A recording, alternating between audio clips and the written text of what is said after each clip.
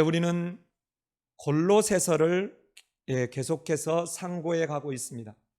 이미 여러 번 봤지만 골로새서는 이렇게 첫 문안과 기도로 시작해서 마지막 문안과 기도로 끝납니다. 그런데 그 가운데에 이렇게 두 가지가 있습니다. 너희가 다른 이야기들을 듣고 있는데 여기에 넘어가지 마라. 그리스도 예수는 어떤 것과 견줄 수 없는 탁월한 독보적인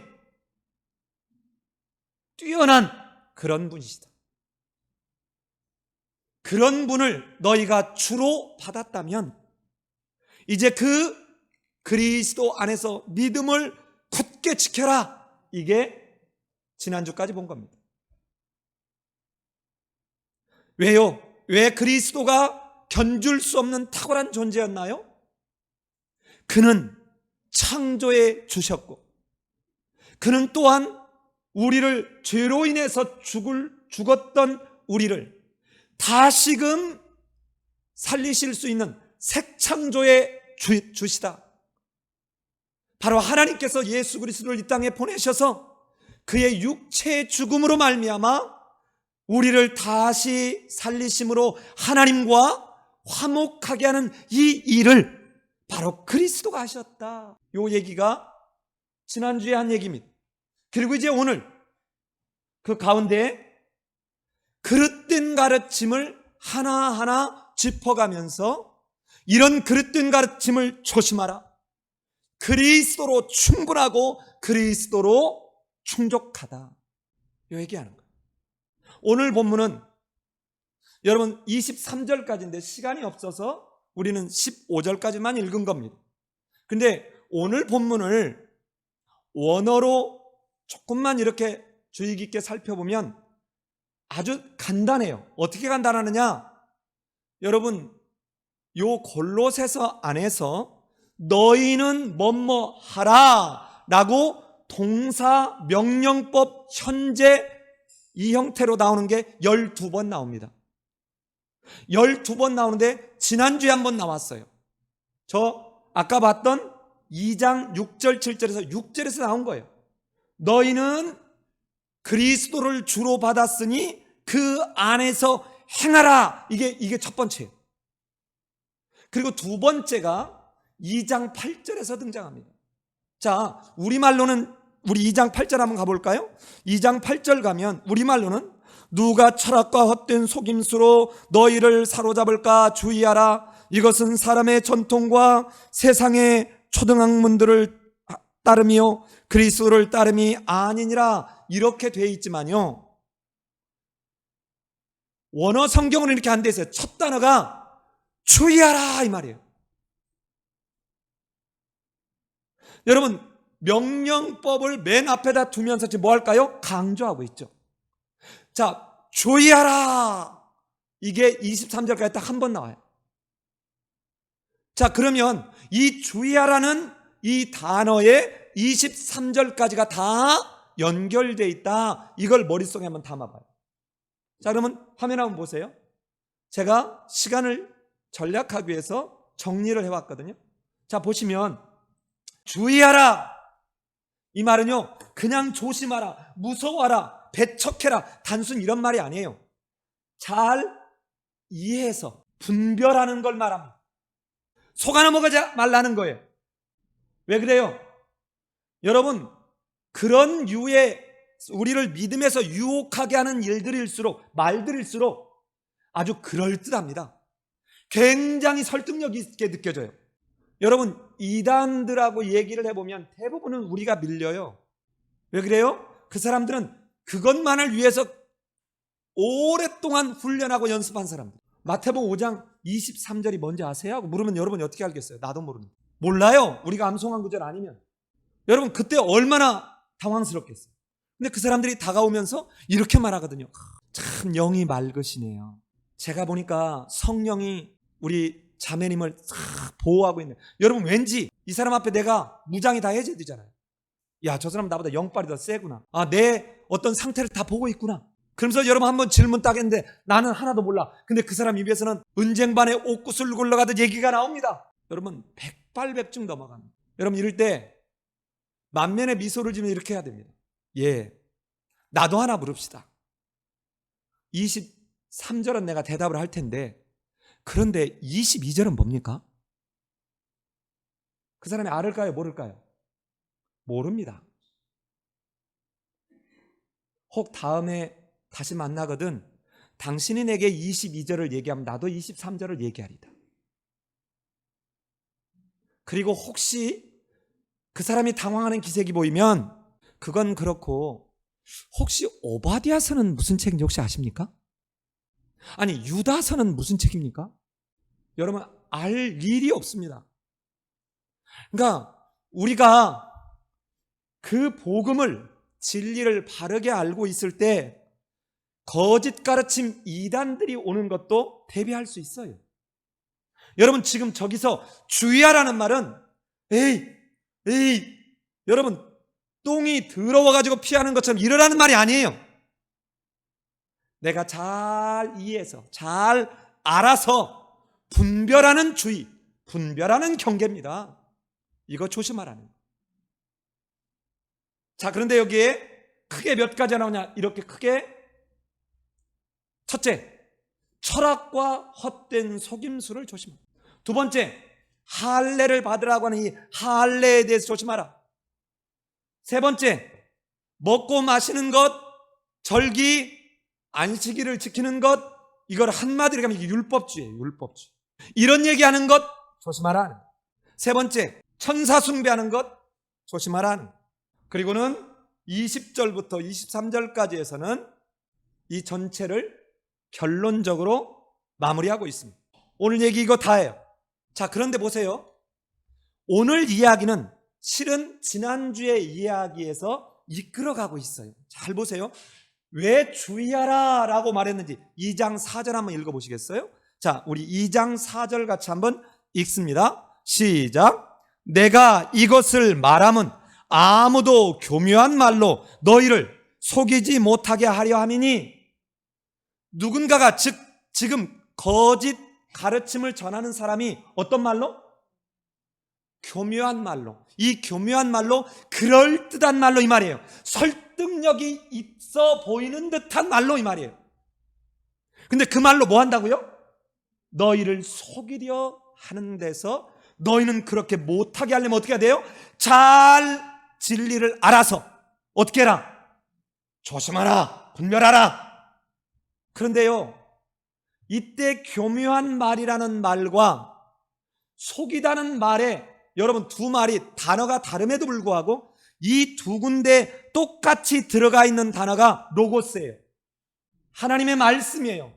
그래서 이 두 단어가 뭐냐면 하나님의 말씀을 위반하도록 하는 말인데, 이게 교만한 말이고 우리로 하여금 하나님의 말씀을 위반하도록 속인다 이 말이에요. 자, 여러분, 우리를 하나님의 말씀에서 벗어나게 하려고 그럴듯한 말로 할 때, 또 속이려고 할 때 그렇게 안 하려면 어떻게 해야 됩니까? 사람들을 안 만나면 돼요? 그러면 산속에 가서 나 혼자 살아야 되네? 아니에요. 위조화폐를 어떻게 이렇게 골라내는지 아세요? 진짜 화폐를 놓고 이거를 스캔해서 빠른 속도로 이 기계에다가 화폐를 집어넣으면 이 진폐와 다르면 골라내는 거예요. 여러분, 우리가 신천지, JMS, 통일교, 온갖 이단들을 성도들이 어떻게 그들의 교리를 다 공부하겠어요? 언제? 목사들도 다 모르는 사람들 많아요. 여러분, 그러면 하나님의 말씀인 진리를, 이 복음을, 이 진짜를 정확하게 알아서 여기에 비추어서 잘못되면 어떻게 해야 돼요? 그러면 이거 아니구나, 이거 좀 이상하구나. 근데 내가 좀 이상하구나 느끼면 목회자한테 물으면 되겠죠. 자, 묻지도 않고 이상하다는 것도 내가 감지할 정도가 안 돼버리면 이제 폭삭 속는 거예요. 그리고는 떠밀려 가는 겁니다. 이 교묘한 말로 속이는 이 두 단어의 안에 들어가 있는 말이 진리에서 벗어나게 하는, 즉 진리에서 위반하게 하는, 바로 2장 4절에서 교묘한 말로 너희를 속이지 못하게 하라 라고 말했던 이걸 이제 구체적으로 설명하는 게 2장 8절부터 23절이라 이 말이에요. 자, 그럼 한번 가봅시다. 2장 8절에 가봐요. 누가 철학과 헛된 속임수로 너희를 사로잡을까? 너희를 거기서 포로로 잡아버릴까? 이 말이에요. 자, 그런데 보세요. 우리말로는 이게 철학 따로 헛된 속임수다, 사기치는 것 따로 이렇게라고 인식할 수 있는데, 헬라어로 보면 관사가 앞에 하나밖에 안 나와요. 그럼 뭐예요? 철학이 곧 어떻다는 거예요. 철학을 부가적으로 설명하고 수식해 주는 게 뭐예요? 헛된 속임수예요. 이 말은 헛된 이 말이 텅 빈 이 말이에요. 여기는 진리가 있지 않다는 거예요. 사람의 사색에 의해서 나왔다는 겁니다. 그 안에 진리가 있지 않다는 거예요. 그런 의미, 철학 곧 헛된 속임수로 너희를 사로잡을까 조심하라. 그런데 이거를 본문대로 직역하면 주의하라, 잘 알아서 경계하라. 철학은 어떤 거라고요? 헛된 거야, 텅 빈 거야. 이 말은 쓸데없는 거야, 철학 자체를 무시한다, 이런 관점보다는 그게 진리에 기반을 둔 게 아니야, 이런 의미에서 텅 빈 속임수야, 이런.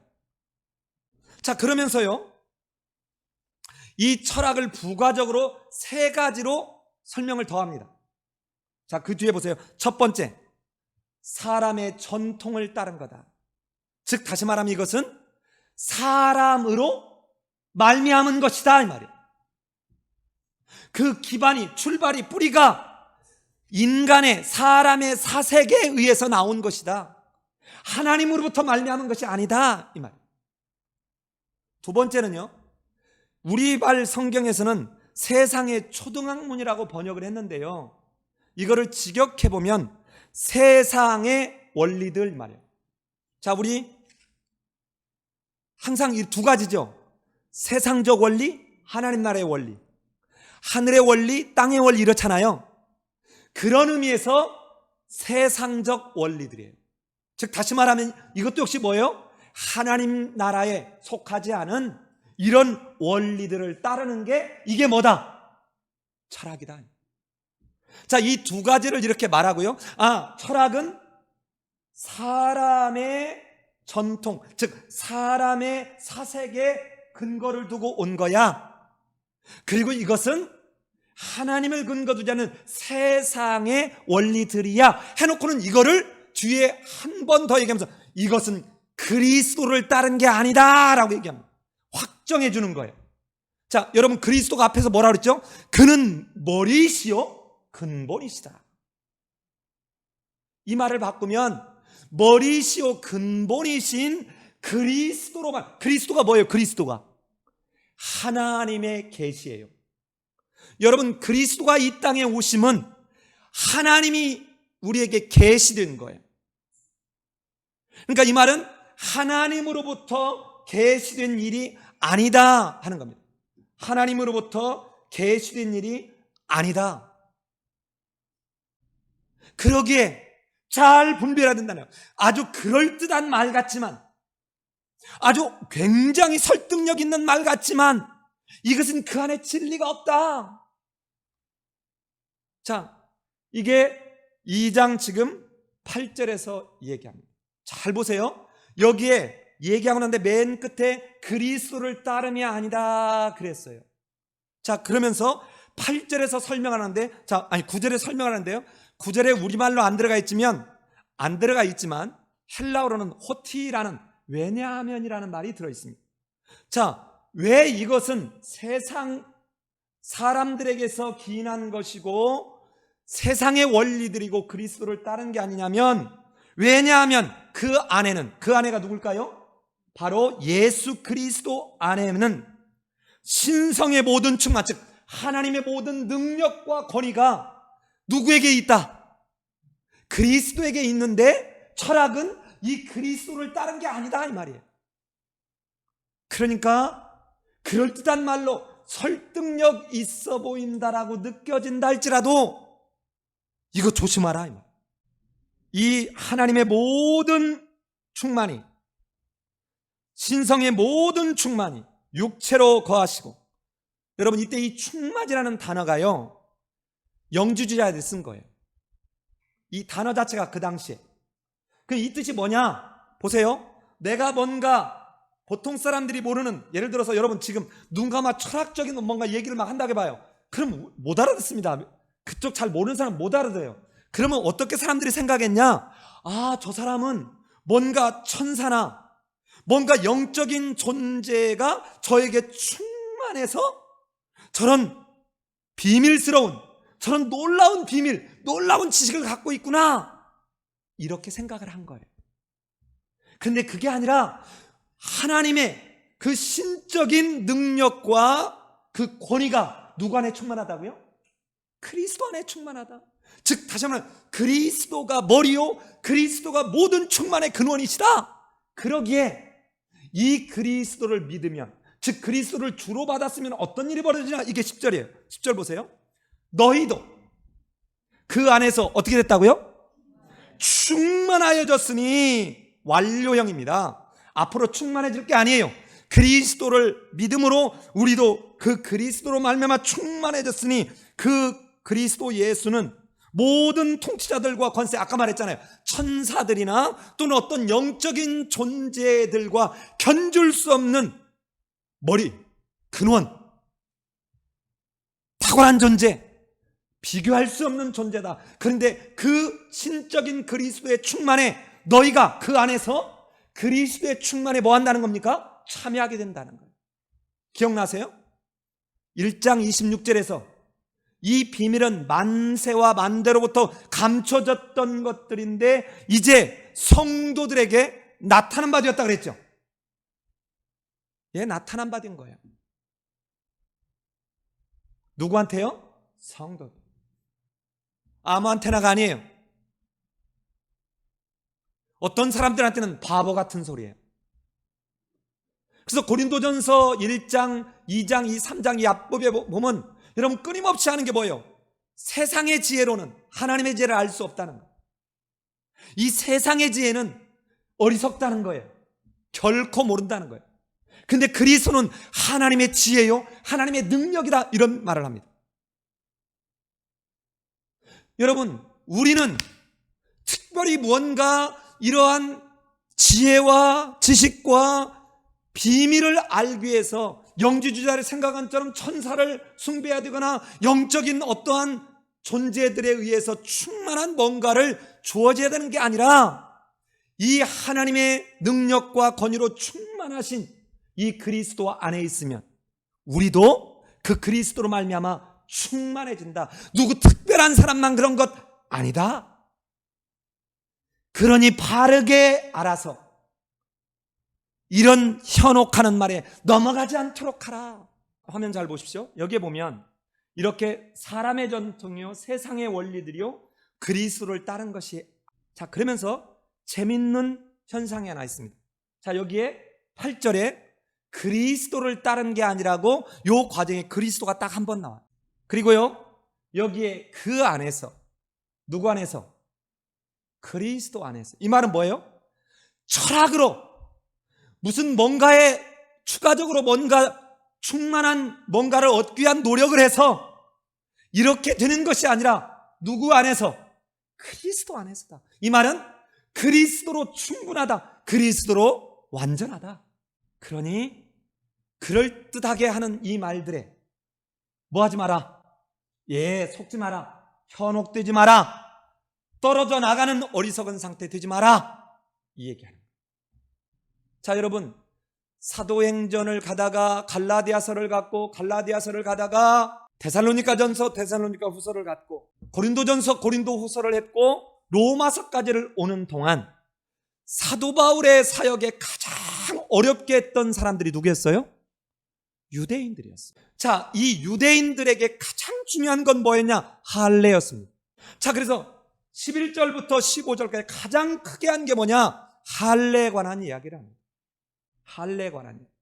자, 우리 11절 한번 같이 읽어볼까요? 11절 같이 읽습니다. 시작. 또 그 안에서 너희가 손으로 하지 아니한 할례를 받았으니 곧 육의 몸을 벗는 것이요 그리스도의 할례니라. 지금 유대인들은 자꾸 무슨 얘기를 하냐면 그리스도를 믿는 것 좋다 받아들이면서도 그러나 뭐는 해라? 할례는 받아라. 여러분, 이 할례를 가지고 끊임없이 귀찮게 하는 거예요. 자, 이미 사도행전에 보면 예루살렘 공회의에서 이방인이 할례 안 받아도 된다라고 하는 결정했음에도 불구하고 내가 지금까지 가져왔던 전통적인 것, 조상들의 유전으로 가졌던 이거를 유대인들은 절대로 포기하려고 하지 않습니다. 자, 그런데 보세요. 여기서 말할 거는 중요한 건 이렇습니다. 손으로 한 할례가 아니라 어떤 할례라? 그리스도의 할례를 너희는 받았다는 거예요. 손으로 한 할례, 이게 아니라 너희는 그리스도의 할례를 받았다는 거예요. 그래서 이 12절에서 그리스도의 할례가 무엇인지를 12절에서 설명합니다. 자, 우리 12절 한번 읽어볼까요? 12절 같이 읽습니다. 시작. 너희가 세례로 그리스도와 함께 장사되고 또 죽은 자들 가운데서 그를 일으키신 하나님의 역사를 믿음으로 말미암아 그 안에서 함께 일으키심을 받았느니라. 자, 여러분, 이 할례를 뭘로 지금 연결시키나요? 세례로 연결시킵니다. 자, 여러분 12절에서 그리스도와 함께라고 되어 있는데, 자, 원어로는 그리스도가 아니에요. 그냥 지시대명사입니다. 그 안에서요. 그래서 굳이 제대로 좀 직역하려면 그 앞에서처럼 그 안에서라고 해도, 그와 함께라고 해도 될 것 같아요. 그러니까 세례로 그와 함께, 그가 누구예요? 그리스도와 함께 장사되고 또 죽은 자들 가운데서 그를 일으키신 하나님의 역사를 믿음으로 말미암아 그 안에서 함께 일으키심을 받았느니라. 자, 무슨 말입니까? 유대인들은 여러분 할례를 받으면 하나님의 심판을 받을 저주받은 백성에서 하나님의 구원을 받는 하나님의 백성으로 옮겨졌다.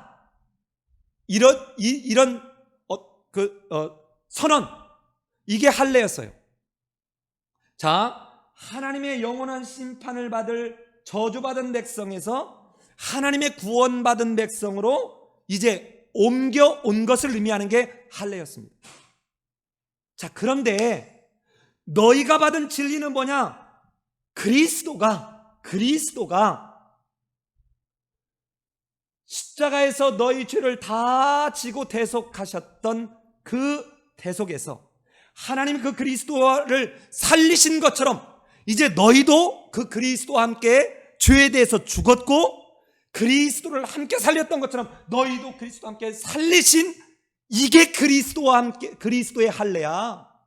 너희는 이 할례 받은 거야. 그러면서 이걸 뭘로 연결시켜줘요? 세례로 연결시켜줘요. 영화나 이런 데서 봤을지 모르겠지만요, 침례할 때 어떻게 하냐면요, 강이나 이런 데 들어가가지고 사람을 이 세례자, 침례자가 두고 여기서 뒤로 눕혀가지고 물속에 집어넣습니다. 이대로 계속 두면 어떻게 돼요? 죽잖아요. 그럼 집어넣었다가 다시 일으켜요. 어디는 한 번밖에 안 하고 어디는 3번을 합니다. 이게 뭐예요? 죄에 대해서 죽고 의에 대해서 살았다고 하는 것을 지금 표현하는 거예요. 자, 우리는 이거를 매번 그렇게 할 수 없는 시대적 상황에서 준비한 물그릇에서 이 물을 찍어가지고 머리에다가 이렇게 물을 적시면서 하고 있는데, 이것 때문에 시비를 거는 사람들도 있어요. 그러나 그 의미는 똑같습니다. 우리가 받는 이 세례는 무슨 이렇게 하는 이것이 아니라 내가 그리스도를 믿음으로 나는 이제 그리스도의 대속의 은혜로 죄에 대해서 죽었고 의에 대해서 살게 되었다라고 하는 공적인 고백이요, 선언이에요. 이게 뭐라고요? 그리스도의 할례. 이게 그리스도의 할례입니다. 자, 그렇다면 여러분 13절에 가면 이렇게 그리스도의 할례가 어떤 의미를 갖는지, 앞에서는 어떻게 그렇게 됐는지를 말했다면 13절 한번 읽어보시겠습니까? 13절 같이 읽습니다. 시작. 자, 앞에서 그리스도와 함께 장사되고 또한 죽은 자들 가운데서 그를 일으키신 그 하나님께서 그 안에서 함께 우리도 너희도 일으키심을 받았다 했는데, 그 말을 이제 설명하는 거예요. 이거를 직역해 보면 이렇습니다. 잘 보십시오. 또 범죄와 육체의 무할례로 죽었던 너희를 하나님이 그와 함께 살리시고 우리의 모든 죄를 사하시고 우리를 거스르고 불리하게 하는 법조문을 쓴 증서를 지우시고, 이렇게 지금 14절까지 이어지고 있거든요. 자, 그런데 이거는 조금 제가 풀어가면서 보겠습니다. 잘 보세요. 직역하면 이거예요. 또 범죄와 육체의 무할례로 죽었던 너희를 하나님이 누구와 함께? 그리스도와 함께 살리셨다. 그런데 어떻게 살렸냐 하는 게 뒤에 설명하는 거예요. 이게 분사구문이거든요. 우리는 마치 이어지는 것처럼 되어 있는데 분사구문이에요. 우리의 모든 죄를 사하심으로써. 이때 이 사했다는 말이 여러분 은혜라는 말에서 출발해요. 은혜. 우리를 값없이 그리스도의 대신 대속하는 그 은혜로 값없이 하나님은 우리 죄를 뭐 했다고요? 사하셨다.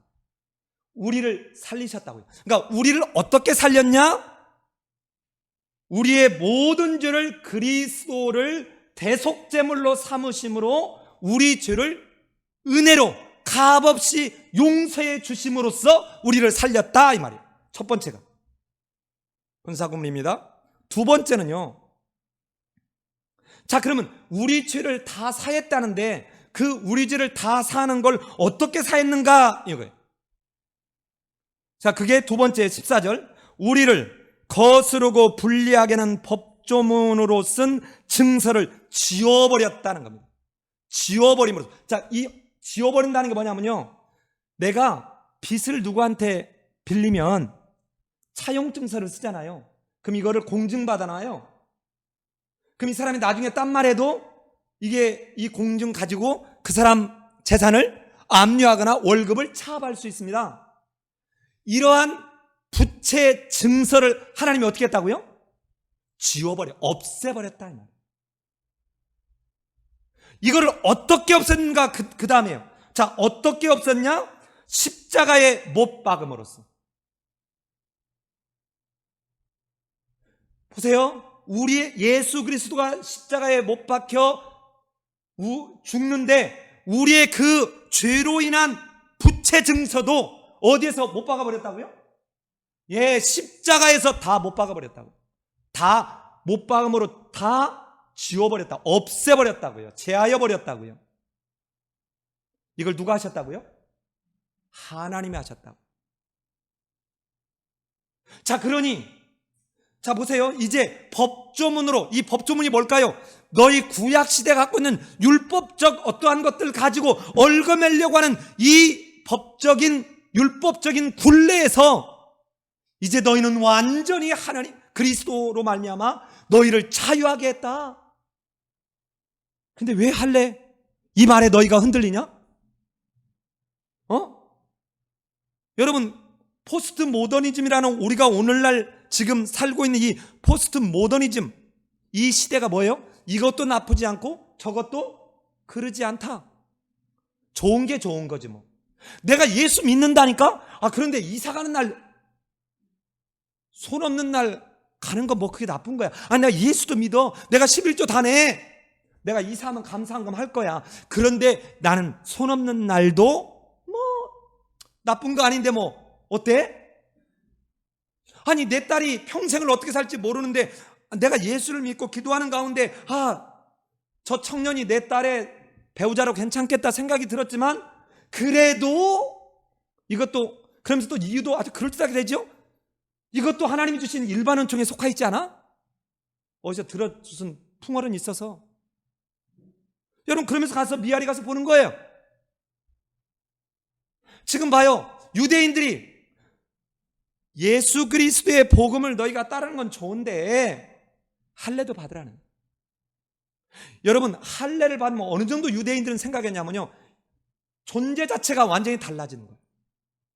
그래서 문서들에 보면 여러분, 마치 이 사람이 이전에 아들과 어머니 관계가 전혀 그 관계 자체가 다른 관계로 세워질 만큼 전혀 다른 존재가 된다. 할례를 받아. 그런데 지금 이런 율법적 조문의 굴레를 그리스도가 다 이미 깨뜨리고 그 굴레에서 너희를 자유하게 했다. 이거를 이제 14절에서 그렇게 설명하고 있는 거예요. 이런 모든 것이 십자가에 못 박힘으로 이 모든 게 다 해결된 것이다. 그런 이거를 정확하게 알고 이해해서 그들의 교묘한 말로 너희들을 진리에서 벗어나게 하는 여기에 속아 넘어가지 마라. 자, 그러면서 여러분 15절 한번 같이 읽어보시겠습니까? 15절 같이 읽어봅시다. 자, 여러분 여기 통치자들과 권세자들 앞에서도 나왔잖아요. 이 통치자들과 권세자들을 무력화하여, 여러분 이 무력화하여 이 말이 무슨 말이냐면 옷을 빨가벗겨 이러는. 이거는 전쟁 용어예요. 자, 여러분 한번 보세요. 혹시 전쟁 갔을 때 포로들 이렇게 쇠사슬에 묶여서 오는 장면 혹시 보셨나요? 자, 이때 보면 이 사람들이 옷을 잘 갖춰 입었던가요? 아니면 막 우통 벗고 막 이랬던가요? 예, 우통 벗겨지고 아주 쇠사슬 묶여 있고 엉망진창이잖아요. 이게 뭐냐면 승리한 사람의 노획물이에요. 그래서 개선행진을 할 때 이 사람들을 끌고 오면서 내가 얼마나 놀라운 승리를 거두는가를 지금 뭐 하는 거예요? 예, 과시하는 겁니다. 자, 그러니까 지금 이 그리스도가, 하나님이 그리스도로 말미암아 지금 이 그릇된 가르침을 전하고 있는 이 사람들이 천사나 무슨 영적인 권세자들에게 충만해져야 이런 것들을 알게 되고 이런 지혜가 있고 지식이 있고 비밀을 알게 된다고 말하는데 아니다. 바로 그리스도의 안에서 이런 통치자들과 권세자들이 완전히 패배해서 그들이 무장해제됐을 뿐만 아니라 완전히 수치를 당하고 옷이 완전히 빨가벗겨져서, 그리고는 사람들이 지금 끌고 가요. 여러분 우리 여기 송파대로로 끌고 온다고 생각해봐요.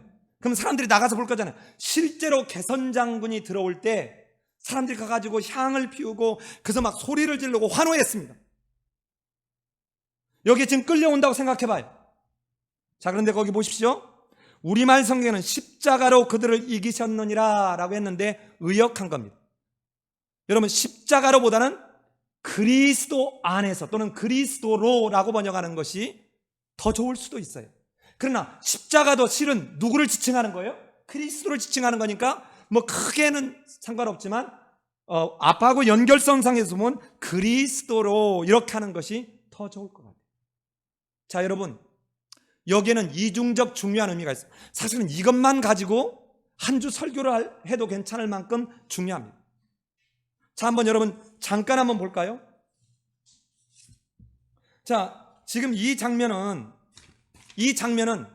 당시를 살았던 사람들이 잘 알고 있는 장면을 묘사한 겁니다. 왜 그래요? 예루살렘이 언제 망해요? AD 70년에 망했습니다. AD 70년에 지금 예루살렘은 로마의 지배를 받고 있고요. 이 당시에 이 예루살렘 팔레스타인 지방을 관장했던 이 장군 중에 하나가 70년에 여기를 망가뜨리는, 완전히 이스라엘을 멸망시켰던 이 장군이 누구냐? 우리는 디도 그러는데 티투스입니다. 자, 이 티투스가 지금 승전을 거두고 돌아가는 장면을 역으로 얘기하는데, 여러분 이게 예수님이 골고다에 올라가는 장면을 그 안에 사실은 이렇게 담지하고 있어요. 이렇게 담고 있다고요. 한번 비교해 볼까요? 여러분 티투스가 예루살렘을 멸망시키고 예루살렘 성전을 다 무너뜨리고 난 뒤에 로마로 개선할 때 어떻게 했을까요? 여러분, 어마어마한 행렬 속에서 아마 개선마차, 어쩌면 황제가 보낸 황금마차를 타고, 이 개선 황금마차를 타고 갑니다. 근데 예수는 어떻게 가죠? 십자가 지고 가요. 뭐 지고 간다고요? 십자가 지고. 자, 개선 황금마차를 타고 가는 모습과 한쪽은 십자가를 지고 가는 거예요. 또 하나 비교해 볼까요? 티투스가 로마에 개선 행진을 할 때 사람들이 꽃가루를 날리고 향을 피우면서 환호를 하는 모습이고, 예수가 십자가를 지고 갈 때 사람들은 어떻게 하죠? 조롱하고 욕하고 침뱉었습니다. 자, 여러분, 제가 이걸 인터넷에서 찾아봤는데 썩 내 마음에 드는 게 없어서 그랬는데요. 당시 로마 사람들이 높은 자리에 있는 사람이 입었던 옷이 토가랍니다. 토가. 여러분, 토가가 큰 헝겊 같은 것을 몸에다 싹 펼쳐하고 왼손으로 이렇게 흘러내리지 않도록 이렇게 딱 하는, 이게 토가예요. 토가. 그러니까 개선 장군은 이거를 입고, 지금 예복 같은 거예요. 이거를 입고 쫙 황금마차 타고 들어가는 거예요. 근데 예수님은 여러분 뭐 입고 갔어요? 요한복음에 보면요, 겉옷은 이미 병사들의 찢겨가지고 다 지들이 가져갔고, 위에서부터 통으로 짰던 속옷조차도 그들이 취해갔습니다. 여러분, 어떤 화가에게 예수님의 모습을 그려달라고 누가 맡겼답니다. 중세 때. 그랬더니 나중에 가져왔는데 예수님이 빨가벗은 모습이에요. 뭐죠? 패배를 의미해요. 최고의 수치를 의미합니다. 그 실제로 히틀러가 유대인들을 학살할 때 임신한 여자를 빨가벗겨서 이 큰 도로를 행진하게 하고 난 뒤에 여러분 무참히 죽였다는 이 기록이 남아 있습니다. 그러니까 최고의 수치, 얼굴을 들지 못하게 하는 수치예요. 잘 보세요. 지금 예수가 빨가벗겨진 모습으로 십자가에 달렸다면, 여러분 이게 이긴 모습이에요? 패배한 모습이에요? 너무도 처참하게 패배한 모습이죠. 그런데 오늘 본문에서는 지금 뭐라고 해요? 오늘 본문을 다시 한번 가볼까요? 오늘 본문 가면 거기 몇 절이죠? 15절에서 보세요. 다시 한번 제가 읽어볼게요. 통치자들과 권세자들을 무력화하여 완전히 빨가벗겨 드러내어 구경거리로 삼으시고, 그로 또는 그 안에서 그러한 통치자들과 권세자들을 뭐 했다고요? 이기셨느니라. 그들을 포로 잡아 끌고 왔노라, 이 말이에요. 승리하셨음을 얘기해요. 누가 승리하셨다고요? 예수 그리스도. 하나님이 예수 그리스도 안에서 승리하셨다고요. 바로 너희가 이런 패배자의 자리에 갔어야 되는데, 예수가 너희 죄와 범죄로 인한 너희를 위해서 죽으심으로, 십자가의 죽으심으로 이제는 너희가 승리하도록 하셨다. 그러니 뭐에? 할례에 넘어가지 마라. 바르게 이해해라. 자, 이것도 한번 볼까요? 화면을 한번 보시면 여기에서도 묘한 현상이 있습니다. 잘 보면 11절에 그리스도라는 말이 딱 한 번 나와요. 그리고 난 뒤에 여기는요, 그 안에서가 세 번 나오고, 그와 함께가 두 번 나옵니다. 즉 다시 말하면 할례와 함께가 아니에요. 유대인이 되는 것으로가 아니라 누구와 함께? 그리스도와 함께. 이 말은 무슨 말이에요? 그리스도로 충분하고 그리스도로 충족하다. 자, 마지막 16절로 19절을 한번 봅시다. 16절로 19절 같이 한번 가겠습니다. 16절 같이 한번 읽어볼까요? 시작. 예.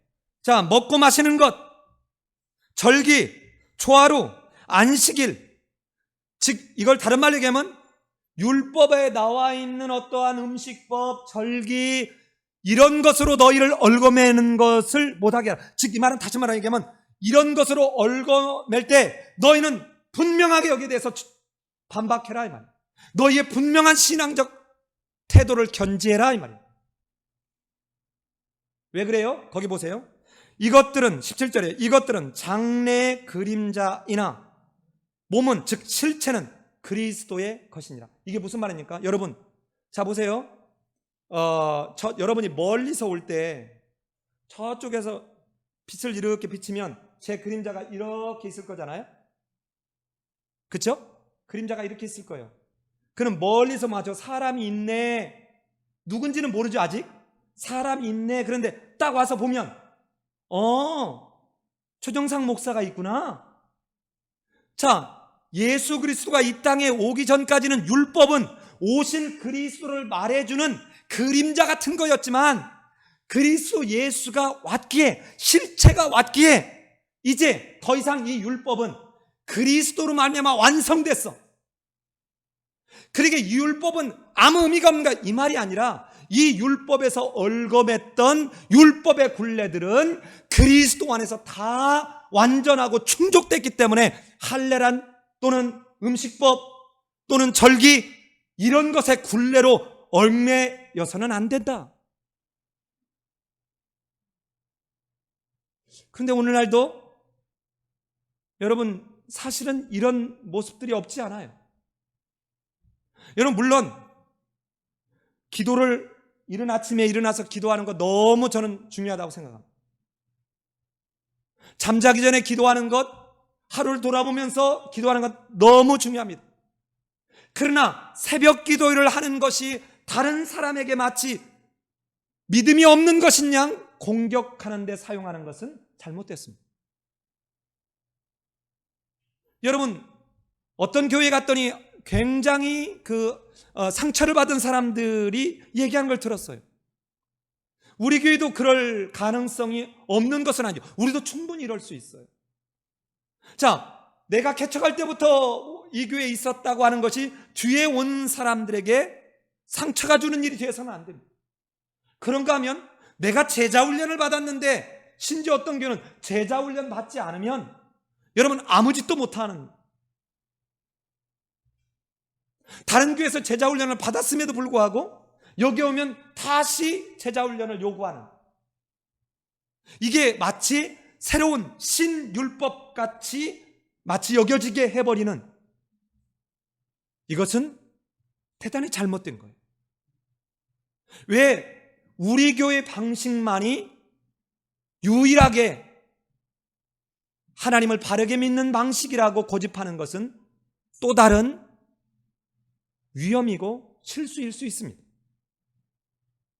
자, 이제 그림자로 있었던 이 율법은 그리스도가 실제로 오심으로 이제 모든 것이 완성되었다. 요 얘기를 지금 하고 있어요. 그러니까 음식법, 절기, 초하루, 안식일 이런 것에 너희가 흔들리지 마라. 지금도 여러분 묻는 사람들 많아요. 예수 믿는 사람들이 왜 성경을 안 지키냐고. 이 개신교가 완전히 사단에게 넘어갔다는 거예요. 제가 직접 들은 겁니다. 그러면서 이거에 대해 설명해 주면 예수 믿겠대요. 성경에 주일을 기억하여 거룩하게 지키라 그래요? 안식일을 기억하여 거룩하게 지키라 그래요? 여러분 안식일을 기억하여 거룩하게 지키라고 합니다. 근데 이 안식일이 한 단어가 아니에요. 욤 사바트예요. 안식의 날입니다. 여러분 제가 이전에도 설명을 드렸지만 이 안식이 최초로 등장하는 게 창세기 2장 3절이에요. 하나님이 모든 우주 만물을 지으시고 난 뒤에 보시니까 어땠어요? 흡족하셨어요. 만족하셨어요. 그래서 어떻게 해요? 복 주시고 안식하셨어요. 이 안식하시다는 엿새 동안 너무 일을 많이 하셔서 쉬셨다, 이게 아니라 흡족하셨다, 만족하셨다, 이런 말이에요. 자, 그런데 하나님과 함께하는 가운데 이제 피조세계가, 인간이 그 하나님과 함께할 때 이 안식은 지속되는데 3장에 가서 아담과 하와가 죄를 지음으로 이 안식이 깨져버렸어요. 이 안식이 깨져버렸다고요. 여러분, 그런데 예수님이 왜 안식일날 이렇게 병자를 고치고, 여러분, 예수님이 유독 안식일날 귀신을 쫓고 안식일날 병자를 고치거든요. 이 시비를 걸자 뭐라 그러죠?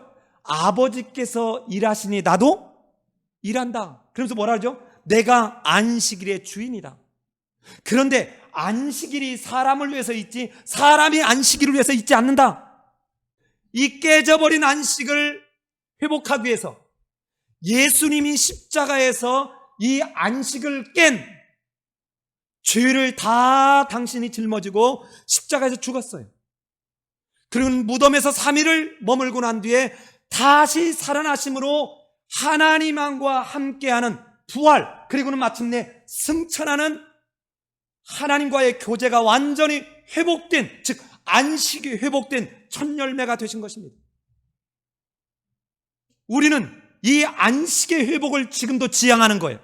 안식의 완성을 지금도 지향하는 거예요. 그래서 이 안식이 완성되기 시작했고 예수님의 재림으로 마침내 완성되게 될 바로 이 주일에 우리는 예배를 드리는 겁니다. 고대하면서 또한 기쁨과 감격 속에서. 왜요? 우리는 이미 그리스도를 믿음으로 그리스도의 부활에 지금 참여하는 자들이 되었거든요. 지금 참여하지만 아직 완성되지 않은 거예요. 그래서 주일날 예배 드리는 거예요. 그래서 이 주일의 예배는요, 그 출발이요, 그냥 내 죄를 대속했다라고는 여기서 멈추면 안 돼요. 우리는 산자예요. 우리는 이제 하나님과 교제가 이루어진 사람들이기에 어때요? 기쁨 속에서 예배가 드려야 하는 거예요. 자, 그러기에 이제 여기에 너희는 누구도 너희를 비난하지 못하게 하라. 자, 18절 가볼까요? 자, 18절 같이 읽습니다. 시작. 아무도 꾸며낸 겸손과 천사 숭배를 이유로 너희를 정죄하지 못하게 하라. 그가 그 본 것에 의지하여 그 육신의 생각을 따라 헛되이 과장하고. 자, 이게 무슨 말이냐면 19절까지 이어지는데요. 보십시오. 이 거짓된 겸손이 뭐냐면 이런 거예요. 여러분, 유대인들이요, 하나님의 이름도 함부로 안 불렀다고요. 그래서 예를 들어 하나님이라고 써놓고는 아도나이라고 불렀다고요. 여호와라고 써놓고 아도나이라고 불렀다고요. 자, 그러니까 이 사람들이 굉장히 겸손한 척해. 왜? 어떻게 해요? 아이고, 우리가 어떻게 그 거룩하신 하나님 앞에 함부로 가겠어? 가운데 누군가 천사나 영적인 존재가 이렇게 우리를 대신해서 좀 해주도록 이렇게 해서 가야지. 이게 하나님을 경외하는 거지. 이런 겸손이 어떤 겸손이라고요? 거짓된 겸손이라는 거예요. 왜 그래요? 이미 그리스도로 말미암아 성소와 지성소를 나누는 휘장이 갈라졌고 누구나 이제 하나님 앞에 나아갈 수 있게끔 그리스도를 통해서 완성됐어요. 그런데 뭐예요? 누군가가 있어야지. 누군가 천사의 중재자를 통해서 가야지라고 생각하는 이 거짓된 꾸며진 겸손, 이거 진짜 아니다. 속지 마라. 속지 마라. 그 사람들은 지금 이런 유대인들도 있는가 하면 또 하나는 뭐가 있어요? 아까 말했잖아요. 천사나 어떤 영적인 존재들의 충만함이 있어야 그 무아지경 황홀지경 속에서 내가 뭔가 하나님 앞에 나아가는 그 신비한 경험을 하게 된다고 생각하는 이들의 말에 속지 마라, 이 말이에요. 왜 그래요? 이들은 머리를 붙들지 않았다. 머리가 누굽니까? 예, 그리스도로 출발된 게 아니다는 거. 머리를 붙들지 않았다는 거. 온 몸이 머리로 말미암아 마디와 힘줄로 공급을 받고 연합하여 하나님이 자라게 하심으로 자라느니라. 자, 머리이신 그리스도를 떠난 어떠한 그럴듯한 겸손, 논리 다 허당이다. 아니다. 그런데 말은 그럴듯하다. 속지 마라. 자, 이제 마지막 결론처럼 20절로 23절에서 말합니다. 23절 가보십시오. 너희가 세상의 초등학문에서 그리스도와 함께 죽었거든. 자, 보세요. 너희가 세상의 초등만, 이거 역시 세상의 원리들 속에서 그리스도와 함께 죽었거든 어찌하여 세상에 사는 것 같이 다시 규례로, 즉 율법으로, 의문으로, 어떤 종교적인 어떠한 것으로 너희가 복종하려고 하느냐? 곧 붙잡지도 말고 맛보지도 말고 만지지도 말라 하는 것이 이것이니 이 모든 것은 한때 쓰이고 없어지는 것이라. 사람의 명령과 가르침을 따르느냐? 지금 이 세상의 원리들은 앞에서 사람으로 말미암은 전통이라고 그랬잖아요. 이런 사람으로 말미암은 가르침이나 전통을 따를래 지혜와 지식의 모든 보화가 담겨있는 그리스도를 붙잡을래. 그러면서 23절에 이렇게 마무리합니다. 23절 같이 한번 읽겠습니다. 시작. 이런 것들은 자의적 숭배와 겸손과 몸을 괴롭게 하는 데는 지혜 있는 모양이나 오직 육체에 따르는 것을 금하는 데는 조금도 유익이 없느니라. 여러분, 오늘 본문에서 가장 해석하기 어려운 데가 23절이에요. 자, 그런데 지금 보세요. 자의적 숭배. 지금 하나님의 그 뜻을 자기들 마음대로 해석하고 번역해서 하나님을 숭배하려고 하는, 또는 예배를 드리려고 하는 이 방법 잘못됐다는. 두 번째, 아까 겸손은 무슨 겸손? 거짓된, 꾸며낸 겸손이에요. 그 다음에 몸을 괴롭게 하는, 이 몸을 괴롭게 하는 게 뭐냐면요, 영지주의자들이 가졌던 금욕주의예요. 자, 이런 것들은 여러분 뒤에 지혜 있는 모양이나 오직 육체에 따르는 것을 그만하는 조금도 유익이 없느라 이랬잖아요. 이거를 순서대로 지켜보면 이 번역이 더 나은 것 같아요. 아무런 유익이 없다. 오히려 더 육체에 빠지게 할 따름이다. 자, 이렇게 금욕주의를 하거나 꾸며낸 겸손을 하거나 이런 것들은 오히려 아무런 유익이 없을 뿐만 아니라 오히려 육체적 욕망에 더 빠지게 한다는. 여러분, 참 아이러니하잖아요. 여러분, 캐톨릭 성당의 지하에 왜 그렇게 이름도 없는 아이들의 무덤이 있을까요? 신부면 어때야 되죠? 결혼 안 해야 되는 거잖아요.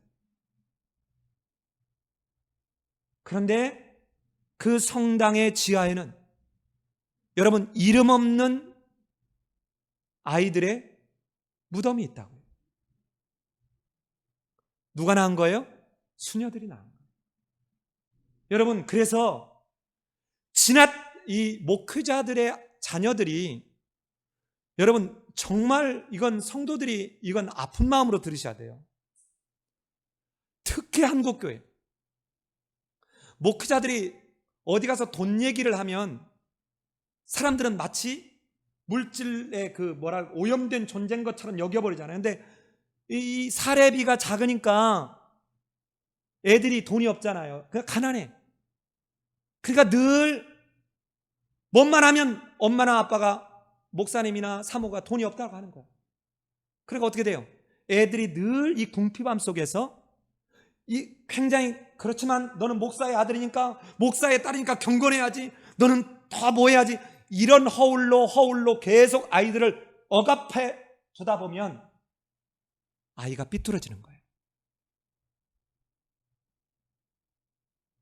여러분, 집에서 신앙적으로 잘 아이들을 키우고자 하는 사람들이 지나치게 예배 막 신앙적인 것만 강조를 하면 애들이 아주 진절머리를 내게 돼 있어요. 그러기보다는 아이들이 즐겁게 참여할 수 있게 해줄 수 있는 게 뭔가. 여러분, 그냥 처음에 애들을 시키지 말고 엄마 아빠가 하기 시작하면 돼요. 엄마하고 아빠가 그냥 아주 웃으면서 행복하게, 여러분 금욕 또는 뭔가 경건만 지나치게 제도로 모양으로 막 이렇게 하면 유익이 없을 뿐만 아니라 오히려 아이들로 하여금 어떻게 해요? 또는 그런 신앙생활을 하는 사람들 아니면 도리어 더 육체 욕망에 빠져버리게 하는, 여러분 역기능을 할 수도 있다. 자, 여러분 말씀을 마무리합니다. 자, 화면 보십시오. 자, 저 율법주의에서도 보십시오. 율법은 그림자고 실체는 그리스도다.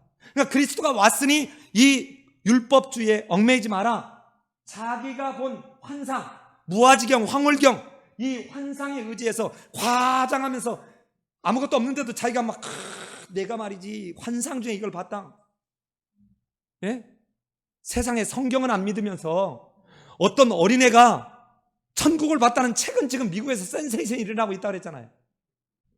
세 번째, 머리이신 그리스도에게서 공급받는 것이 아니다. 이것들은 다. 자, 그런데 여기도 잘 봐요. 여기도 그리스도가 한 번 나와요. 자, 그 다음에 그릇된 가르침에 대해서도, 자, 저기 보면 아무런 유익이 없고 오히려 어쩌다고요? 종합적으로 이처럼 철학이나 또는 할례나 율법주의나 천사를 숭배하는 이런 영지주의나 이런 것들이 다 아무 유익이 없고 도리어 육체적 욕망에 빠지게 할 뿐이다. 그런데 여기서 뭐가 한번 나와요? 여러분, 제가 의도적으로 찾은 게 아니에요. 의도적으로 지금 만들어낸 게 아니에요. 우리말로는 한 번 더 나오는데 헬라어로 찾으면 저렇게 각 단계마다 그리스도가 한 번씩 나옵니다. 그리스도가 4번, 그와 함께 또는 그 안에서가 7번이에요. 그래서 11번 나와요. 그럼 여기서 뭔 얘기예요? 그릇된 가르침들에 현혹되지 마라. 철학도 아니고 할례도 아니고 율법주의도 아니고 천사숭배도 아니고 영지주의 금욕주의도 아니고 그리스도로, 그 탁월한 그리스도, 견줄 수 없는 독보적인 하나님이신 창조주요 사창조의 주인이신 그리스도로 완전하고 완벽하고 충족하다. 그러니 이 그리스도를 잘 알아서 잘 분별해라. 사랑하는 여러분, 내가 지금 예를 들어서 중환병에 걸렸다고 합시다. 어디 갔더니 안수했더니 낫는데요. 그가 2단이든 3단이든 우리 안 갈 것 같아요? 만약에 강남에 30평짜리 아파트를 당신이 죽을 때까지 관리비만 내고 살아라 그러면 통일교든 JMS든 우리 갈 사람 많을 겁니다. 막상 내 앞에 놓이지 않으니까 우리는 쉽게 말하지, 내가 진짜 물질적 궁핍함에 있는데 이걸 딱 내밀어 봐요. 자, 내가 지금 집도 절도 없어요. 그래서 이걸 딱 내밀어 봐요. 여러분, 얼마든지 이럴 수 있습니다.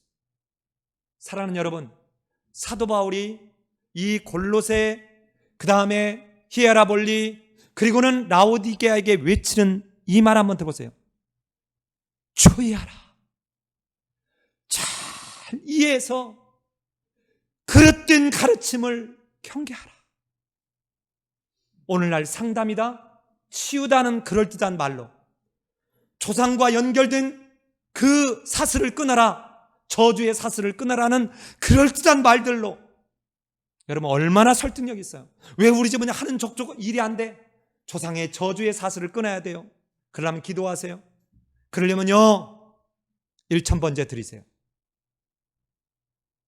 여러분, 그리스도로 충분하고 완전하고 충족합니다. 기도하겠습니다.